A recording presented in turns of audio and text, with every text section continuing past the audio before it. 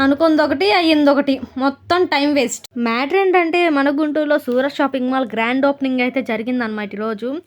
So అది చూద్దామని చెప్పి నేను మా హస్బెండ్ వెళ్ళాము. క్రౌడ్ అయితే చాలా మందే వచ్చారు. మేమైతే ఎలాగలా తిప్పలు పడి లోపలికి వచ్చేసాము. లేడీస్ సెక్షన్ పైన అయితే ఇంక నేను పరిగెత్తుకుంటా పైకి వెళ్ళాను అనమాట. ఇంకా నాకు కావాల్సినవి ఎక్కడున్నాయా అని చెప్పి వెతుక్కుంటా అయితే వెళ్ళాను. లెగ్గిన్ 39 అనేసరికి మనం ఆగుతామా, చలో అని చెప్పేసి ఒక 12 అయితే లెగ్గిన్స్ తీసేసుకున్నాను.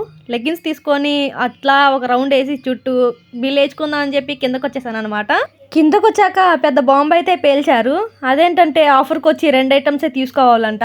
నాకైతే కొంతసేపు ఏం అర్థం కాలేదు. నాకైతే చిరాకు వచ్చేసి నేను తీసుకున్నావని పక్కన పడేసాను అనమాట. పాపం వీళ్ళందరికీ తెలియక ఇంకా ఇంకా తీసుకుంటున్నారు. వీళ్ళకి తెలిస్తే వీళ్ళెంత షాక్ అవుతారో ఏంటో. అప్పటికి మా ఆయన చెప్తానే ఉన్నాడు ఇలాంటిది ఏదో అవుతుంది అని. అయినా నేను వినకుండా మా ఆయన తీసుకొని వచ్చాను. ఓపి కూడా ఓ హద్దు ఉంటుంది.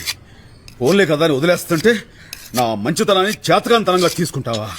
ఇవన్నీ అయ్యే పనులా కనిపించట్లేదు కానీ అందుకని చెప్పి మనమైతే ఇంటికి బయలుదేరిపోయాం అనమాట.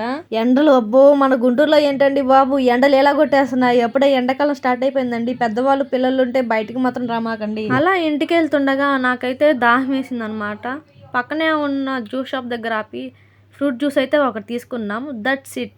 Like and subscribe. బాయ్.